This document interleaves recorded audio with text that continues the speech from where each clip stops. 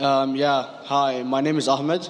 I come from the glorious country of Iraq, and I'm a born Muslim. My problem is that I practiced Islam when I was. Brother, first we request questions from the non-Muslims. Once all the questions from non-Muslims are over, inshallah, we'll give you a chance. Yeah, but I'm telling you my problem only. It's Okay. But you said you're Ahmed and you're a born Muslim. I am born Muslim. But now are you a Muslim or not? I'm agnostic. Oh, so now you have left the religion of Islam. Yeah, I'm confused. Okay, fine. If you have left the religion of Islam, you can ask the question, brother. Okay. So my question is, how come I don't have the faith that you and the other Muslims have and some of my friends, even though I practiced Islam a lot and I even did Umrah, but I still do most of the sins that are forbidden in Islam, and I sometimes am lazy to do the prayer and the other subjects we have to do in Islam. I have read many books and about other religions and conspiracy theories and documentaries and such. I even have seen your own videos in YouTube, and there are many questions that go around my head about Allah and the Messenger and Muslims in general. And basically the most important question is, you said in one of your debates or questions that Allah is the creator and He's uncreated. But I have realized, how can the uncreated exist? And if He exists, how can we notice Him? How can we see Him or hear Him or feel Him or know of His existence if He's uncreated in our own dimension or so? That's one of the questions. Brother Ahmed said that he is a born Muslim. He comes from Iraq. He read the Quran, he read the books, but he commits many sins. He believes, maybe sometimes he's agnostic, and he's lazy for praying. Brother, before I answer your main question, if you do sins and if you're lazy for praying, that does not make you a non-Muslim. As long as you believe that praying is fard, sometimes you miss, it's a sin. It's a major sin that you sometimes don't pray, but that doesn't make you a non-Muslim. If you say praying is not required, then you're doing kufr. But if sometimes you do sin, sometimes minor sin, sometimes major sin, it is haram, it's forbidden, but that does not throw you outside the fold of Islam. There are sometimes waswasa of the shaitan asking you, you're a Muslim, but this is wrong in Islam, this is wrong. And it does deviate the person's mind. At that time, maybe your iman may be low. But these things should not make you consider that you're non-Muslim. Regarding a question that I mentioned in my speech, and you're right, that Almighty God is the creator, but He Himself is uncreated. You ask the question, how can the uncreated, how can we see the uncreated, and how it's possible? Allah subhanahu wa ta'ala is Khaliq, is the creator. And by definition, He's uncreated. Because normally people say that when they try and prove in logic that everything has a creator, who created this table, the carpenter, from where he got, from the tree, who created the tree, so it goes back to Allah. So when many of the people try to convince an atheist, they try and say that everything has a creator, and then they get trapped when the atheist asked him who created Allah. So if you hear my tapes, I never go that way. I ask the atheist that how did you come to know about the universe? How did you come to know about the functioning of the stars, of the sun? And he says, and goes back, that the creator. So it's the vice versa. So if you know how to deal with logic, you don't trip over this problem with the atheist trap, the Muslims or the believers, by saying who created Allah. By definition, Allah is uncreated. And if you ask the question, who created Allah? If you have heard my tapes, I give the reply, that suppose a person comes and says that my brother John. Yeah, I know, I saw that, I heard that's funny, but I mean, how does he exist if he's uncreated? Not that is Allah. Yeah. That's the difference between you and Allah.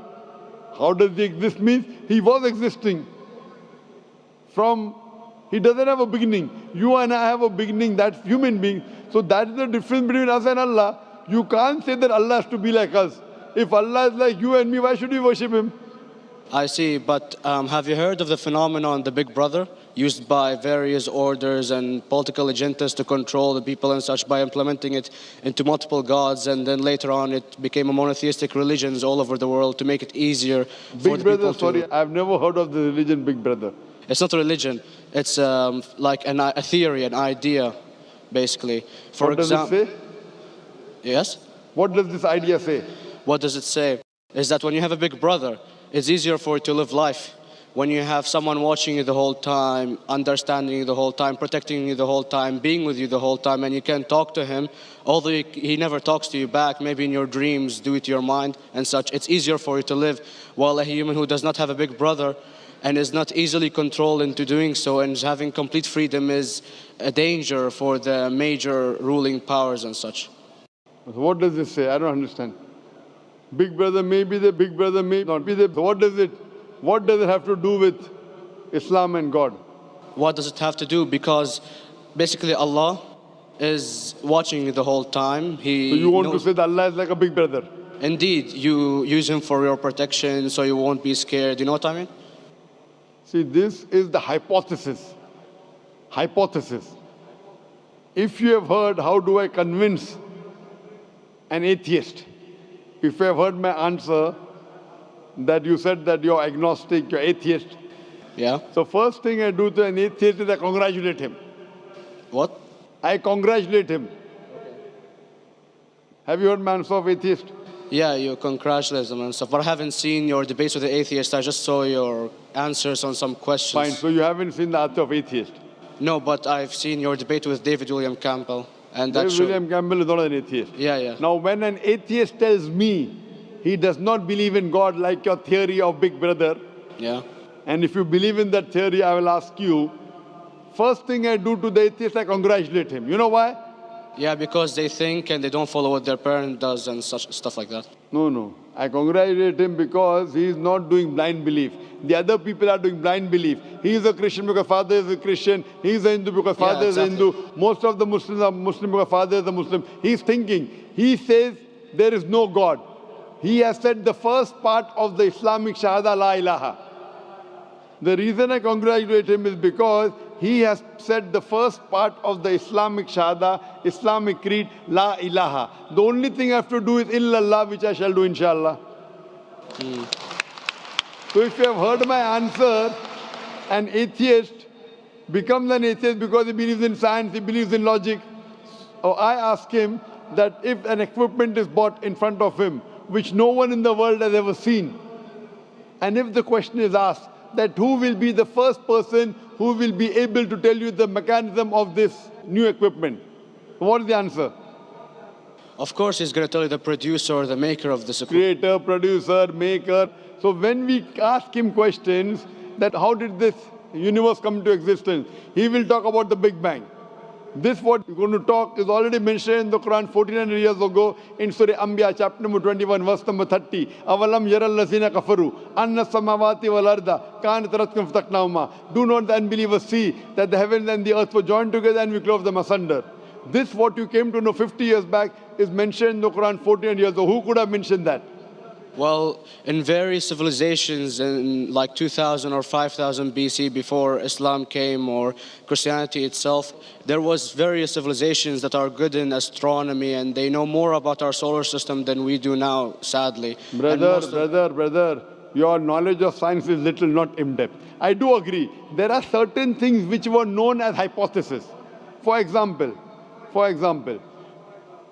we came to know, we were proved that the earth was spherical in 1577. I know that in 6th century BC, there were Pythagoreans who believed that the earth was spherical. But the same Pythagoreans who believed the earth was spherical also believed that the earth was the center of the universe, which is wrong. You show me one civilization which believes 100% what the Quran has mentioned. I challenge you. What you say, so do you mean to say there was a person who said, okay, this civilization, out of 100 things, these 2 things are right. Out of 100 things, these 5 things are right. Out of this 100, and picked and chose. Who can do that? No one besides the Creator. Even if you know that there were 10 different civilizations, hundreds of civilizations, there is not a single civilization that you know in the past which knew 100% of science what we know today. So where is your logic? Where is your theory? I do know that certain things were hypotheses, which were proved later on. But there is not a single civilization which knows everything what is mentioned in the Quran. So the answer goes back to the original question, who could have collected this in the Quran? Someone 1400 years back, could he do and say, okay, out of these 100 things, these 3 are right, out of these 100 things, these 2 are right, out of this, it's not possible. Mathematically, it's not possible. Well, you never gave the idea of extraterrestrials or so. I mean, knowledge is power. And Brother, I'm asking you a simple question. We are not come here to have a debate. yeah. I'm asking you a question. Point out a single civilization. You're asking something else. Yeah, We are alright. not here to discuss. You can come in the room and discuss. You ask a question, I'm giving you the answer. You gave about old civilization. I told you you're right. But out of 100 things, 98 they were wrong. So I'm asking you, who could have mentioned this in the Quran? You're talking something else now. Yeah, well, I'm asking a simple question, 2 plus 2 equal how much? You are saying, I'm telling you 3 multiplied by 3 is how much? I'm asking a name, you're telling that where do you live? I'm asking a simple question, name me a single civilization which has everything what was mentioned in the Quran. Do you know of any or not? Yes or no? Well, not everything, of course. Even not 10%. Why? Babylon knows of most of the planets and such. Planet is not the only thing mentioned in the Quran. There are 1,000 things mentioned in the Quran. To say what 1,000 things are mentioned in the Quran, 10% would be equal to 100 things. Did Babylonian civilization knew about 100 things mentioned in the Quran? No, because they You don't cannot. have the They IQ knew of that. 5 or 6 things. In percentage-wise, very small. So Of course. who can be the author of the Quran besides the creator to know what is right, what is wrong? Today, science has established the hypothesis mentioned by Babylonian so many centuries back is today proven. So these were hypotheses in the past, which out of them many have been rejected, some have been accepted. So to collect all which is 100% correct has to be from the creator and no one else. Hope that answers the question. Yeah. Do we have a non-Muslim on the brother's mic on the